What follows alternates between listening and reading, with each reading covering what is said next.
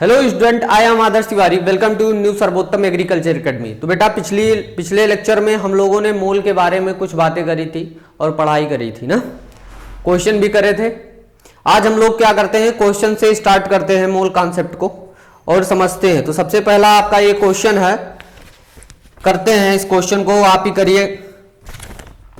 Question है 10 ग्राम calcium carbonate CaCO3 में कितने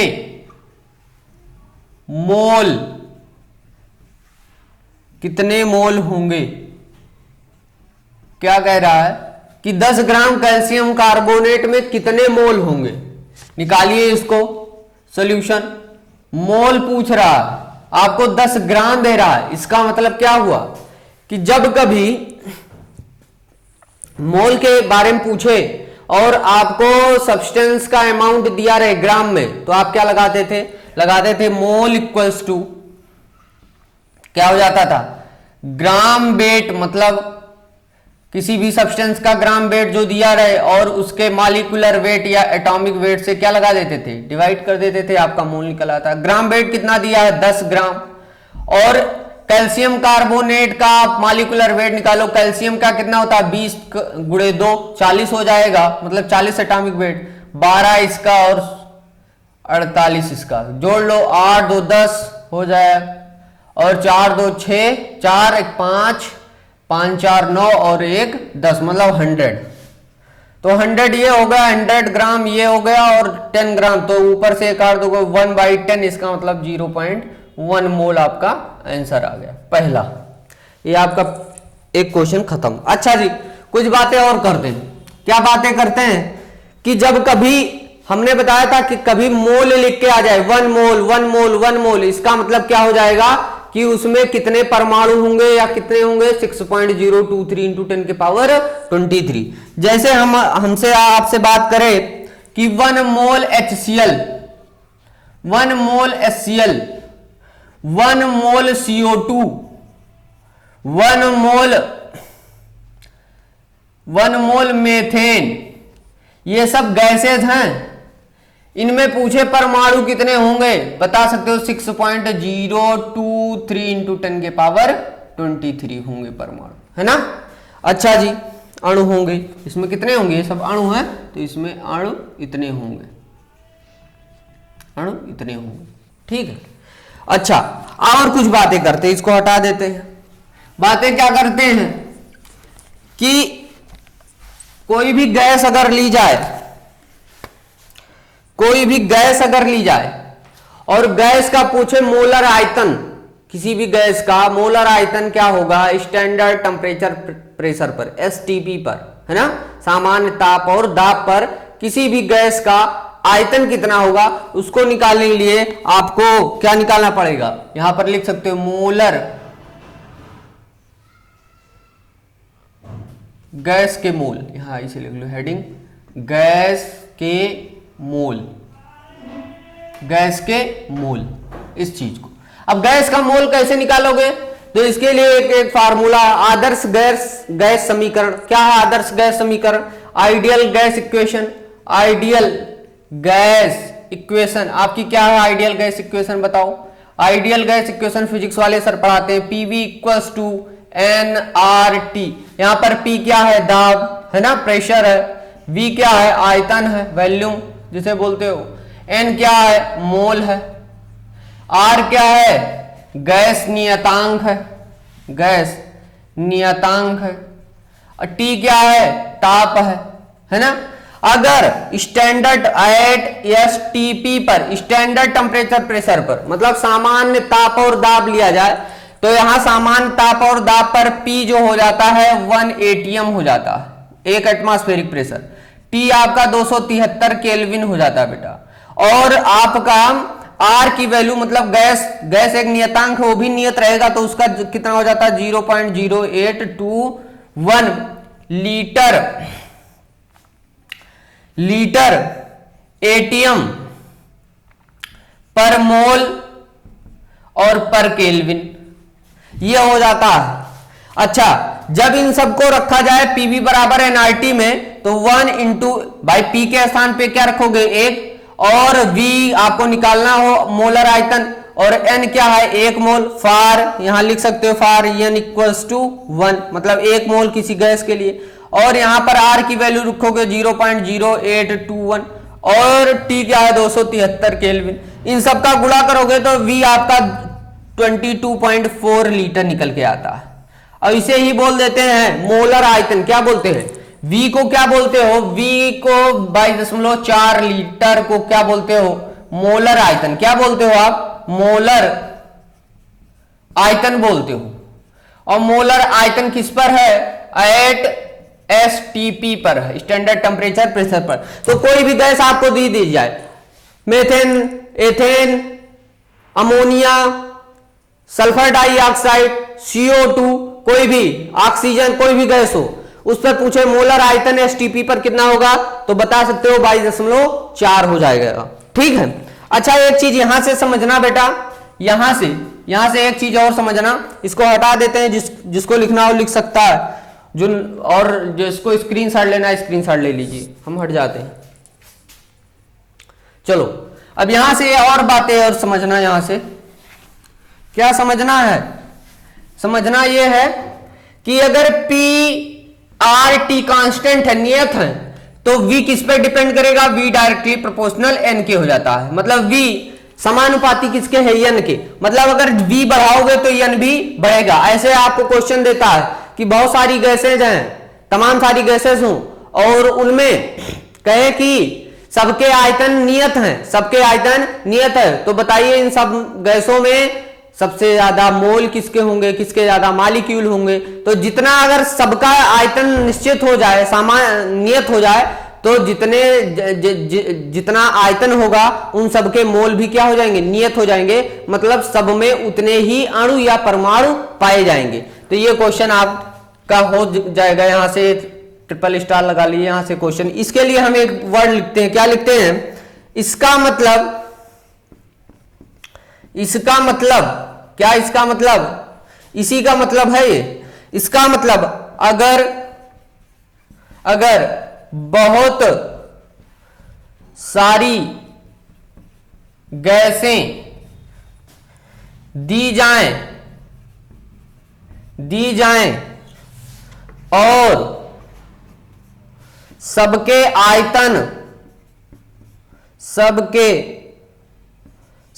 आयतन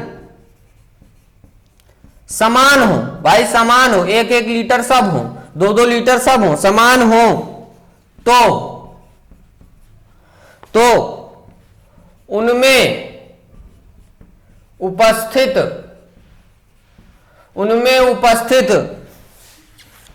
गैसों के अणुओं की संख्या समान होगी।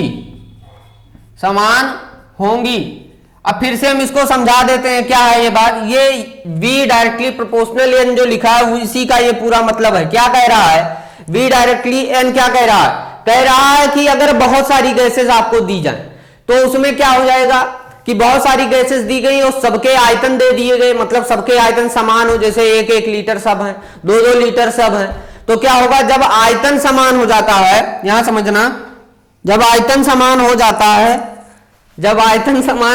तो क्या हो जाता है, आयतन समान है, मतलब आयतन क्या है, निश्चित है। इसका मतलब क्या हो गया कि N भी क्या हो जाएगा, समान हो जाएगा, मतलब सब में क्या है, एक समान मॉलिक्यूल, मतलब अणु पाए जाएंगे। ठीक है, तो ये बातें आपने यहां से सीख ली। अब कुछ क्वेश्चन करते हैं, इसको हटा देते हैं। ये लेक्चर आपका बहुत ज्यादा इंपॉर्टेंट है। आप जो बच्चे आप देख रहे हो, इसको क्या करना है, ज्यादा से ज्यादा शेयर करिए, लाइक करिए, जो नहीं समझ में आ रहे कमेंट में लिखिए, लेकिन आपको करना क्या है, शेयर करिए ज्यादा से ज्यादा और इसको लाइक भी करिए। ठीक है, क्योंकि हमें पता लग पाता है कि बच्चे को समझ में आ रहा है लाइक करने से कि नहीं आ रहा। ठीक है, आगे बढ़ते हैं, इसको हटा देते हैं। क्वेश्चन करना है, जो चीजें हमने बता दी है उसी पर क्वेश्चन है तमाम सारे। हमने बताया था मोल के 3 फार्मूले, कौन कौन से फार्मूले थे, आप उनको एक बार हमको बताइए। क्या होते थे मोल के तीनों फार्मूले, मोल के तीनों फार्मूले बताइए कौन कौन से होते थे। मोल निकालने के लिए 3 फार्मूला हमने लिखाया था, कौन से मोल कैसे निकाल देते, मोल बराबर होता था ग्राम वेट अपान मॉलिक्यूलर वेट। यही तो था, किसी भी सब्सटेंस का ग्राम वेट दिया जाए तो उसके मॉलिक्यूलर वेट या एटॉमिक वेट से क्या कर देते थे हम, डिवाइड कर देते थे, तो आपका मोल निकल गया। दूसरा फार्मूला क्या था, नंबर ऑफ मॉलिक्यूल्स मतलब परमाणुओं की संख्या अपान आवोगाद्रो नंबर से हम डिवाइड कर देते तब भी मोल निकल आता था। तीसरा हमने बताया वॉल्यूम अगर लीटर में दिया जाए तो 22.4 से आप क्या करते थे, डिवाइड कर देते थे, तो आपके मोल निकल के आते थे। इन तीनों का रिलेशन अगर आपको पता है, इन तीनों का रिलेशन अगर आपको पता है तो मोल का कोई भी क्वेश्चन आप निकाल सकते हो। कैसे, सबसे पहले आओ क्वेश्चन नंबर डालो जो भी हो आगे। क्वेश्चन है, एक गैस के 2.5 लीटर का स्टैंडर्ड टेम्परेचर प्रेशर पर भार जो दिया है वो है 7.2 ग्राम है, तो गैस का अणुभार ज्ञात करिए, अणुभार ज्ञात कीजिए। कैसे करोगे आप बताओ भाई। एक गैस दी गई है जिसका आयतन क्या है, 2.5 लीटर है, एसटीपी पर भार भी बताया गया 72 ग्राम है, तो गैस का अणुभार बताइए कितना होगा भाई। अब यही तीनों यूज होने हैं, इनमें से दो यूज हो जाएगा, कौन कौन सा यूज होगा बताओ आप। पहली चीज तो लीटर दिया गया, इसका मतलब ये वाला फार्मूला यूज होगा। भार दिया गया, इसका मतलब ये वाला फार्मूला यूज होगा। दोनों को बराबर के करके लिखो। कौन कौन सा बराबर करोगे, पहले ग्राम वेट अपान मॉलिक्यूलर वेट, यही तो, क्योंकि अणुभार पूछ रहा, अणुभार का मतलब मॉलिक्यूलर वेट। अरे हाँ, इतनी बात तो समझ रहे हो। तो ग्राम वेट अपान मॉलिक्यूलर वेट, और आयतन दिया गया तो V लीटर में अपान 22.4, यही इतना करना है। देखो भैया, चाहे जितना बड़ा क्वेश्चन हो, अगर ये तीनों आते हैं तो आप राजा बेटा हो, अन्यथा आप समझ लो कौन से बेटा हो। अच्छा, ग्राम वेट दिया है कितना, इतना दिया है 7.2 ग्राम, और मॉलिक्यूलर वेट आपको बताना है भाई किसी भी गैस का, जो भी गैस हो। अच्छा, वॉल्यूम दिया है 2.5 लीटर, और 22.4 से क्या करो, डिवाइड कर दो, यही तो किया है। ग्राम वेट दिया था 72 ग्राम, मॉलिक्यूलर वेट निकालना था, निकाल लेंगे। वॉल्यूम दिया था 2.5 लीटर, 22.4 से भाग लगाया। मॉलिक्यूलर वेट को निकालो, इधर लेके जाओ, तो मॉलिक्यूलर वेट कहां से निकलेगा भाई, मॉलिक्यूलर वेट इंटू 2.5, और इधर क्या हो जाएगा, ये इसमें गुणा हो जाएगा, तो 22.4 गुणे 7.2। अच्छा, मॉलिक्यूलर वेट निकाल लो, कितना निकलेगा भाई, 22.4 इंटू 7.2 अपान 2.5, यही तो। यहां से एक दशमलव हटा दो, ये भी दशमलव हट जाएगा। अब इन सबको काटोगे पीटोगे तो निकल के आपका आ जाएगा आंसर। आपका आंसर जो निकलेगा वो 64.51 ग्राम निकल के आएगा। इसको आप करके देख लेना कितना निकल रहा है, ठीक है। अच्छा जी, और आगे बढ़ते हुए क्वेश्चन और करते हैं, क्योंकि क्वेश्चन करना बहुत जरूरी है। हटा देते हैं इसको, जो नहीं लिख पाए वो लिख ले, ठीक है।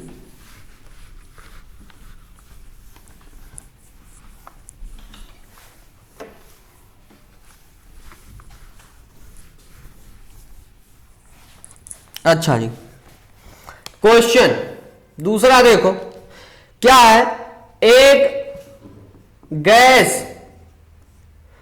के 5 लीटर है, एक कोई गैस है वो कितना है 5 लीटर है का भार, ये कह रहा है कितना, एसटीपी पर सामान्य ताप और दाब पर 14.4 ग्राम है।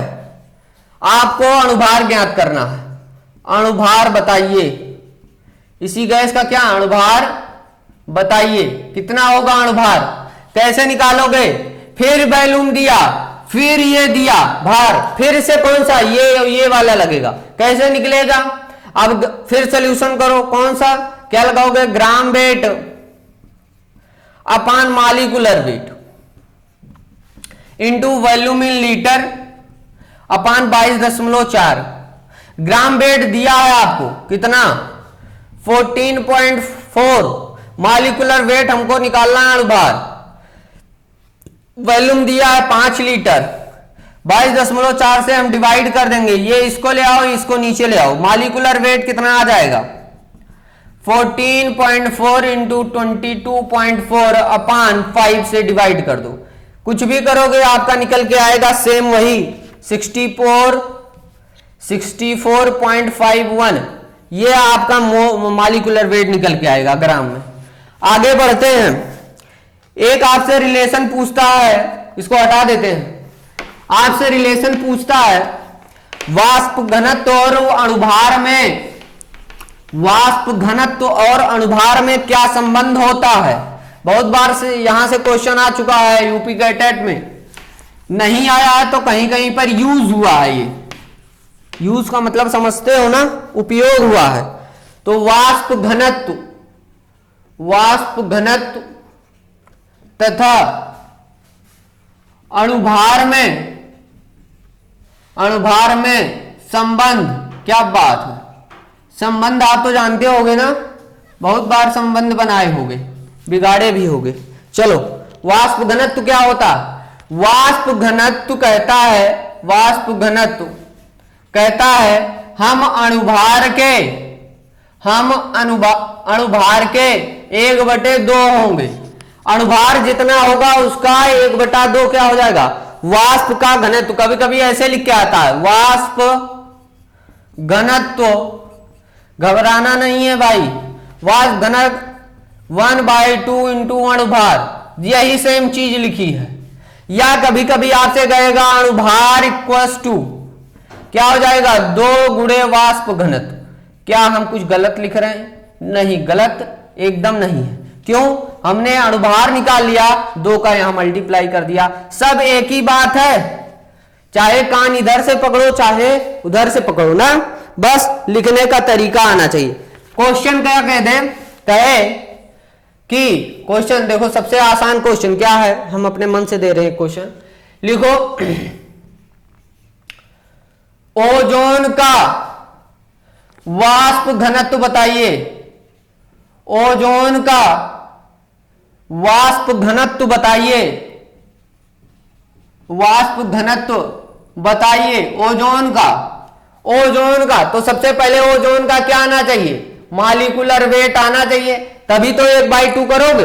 तो भाई वाष्प घनत्व अगर निकाला ओजोन का, तो ओजोन का मॉलिक्यूलर वेट कितना हो जाएगा, 16 गुणे 3 कितना हो जाएगा, 48।